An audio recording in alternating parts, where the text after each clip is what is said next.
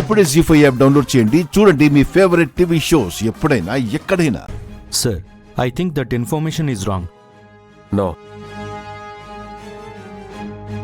వాళ్ళిప్పటిదాకా మనకి దొరకలేదు అంటే మనం ఆలోచించాల్సింది మనకొచ్చిన ఇన్ఫర్మేషన్ కరెక్టా కాదా అని కాదు.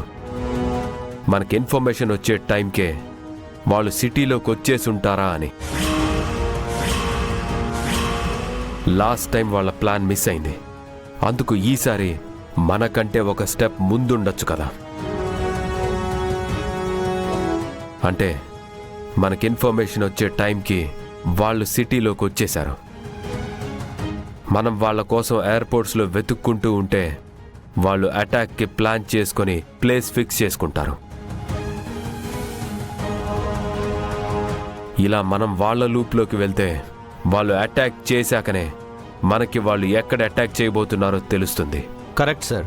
ఇప్పుడు మనం వెతకాల్సింది రైల్వే స్టేషన్, ఎయిర్పోర్ట్ కాదు సార్. సిటీ లోపల వెతకాలి. ప్రతి గల్లీకి వెళ్ళండి, ప్రతి హోటల్ చెక్ చేయండి.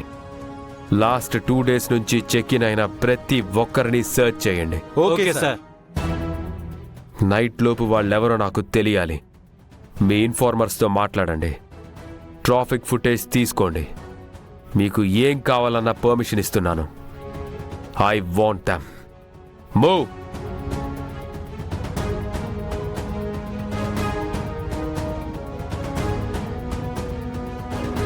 సార్, ఇంత పెద్ద సిటీలో వాళ్ళని ఎక్కడని వెతుకుతారు?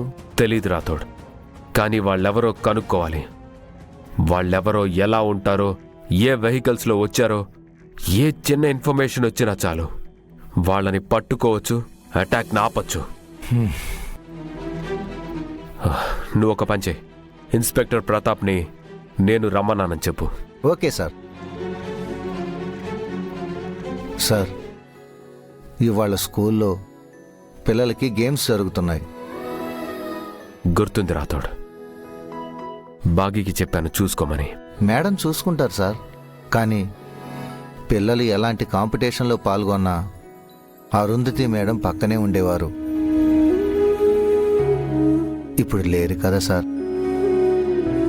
కనీసం మీరైనా ఉంటే పిల్లలకు ధైర్యంగా ఉంటుందేమో అనిపిస్తుంది. ఆరు ఎక్కడికి వెళ్ళింది రాథోడ్? ఎప్పుడు నాతో పిల్లలతోనే ఉంటుంది కదా. మనిషి లేకపోవచ్చు, కానీ మా మనసులో ఎప్పుడూ ఉంటుంది.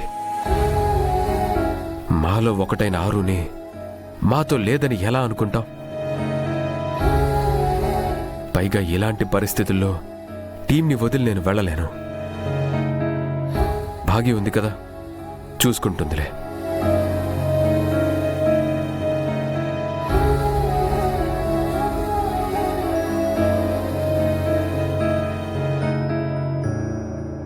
జీ5 యాప్ డౌన్లోడ్ చేసి అన్ని ఎపిసోడ్స్ పూర్తి ఉచితంగా చూడండి.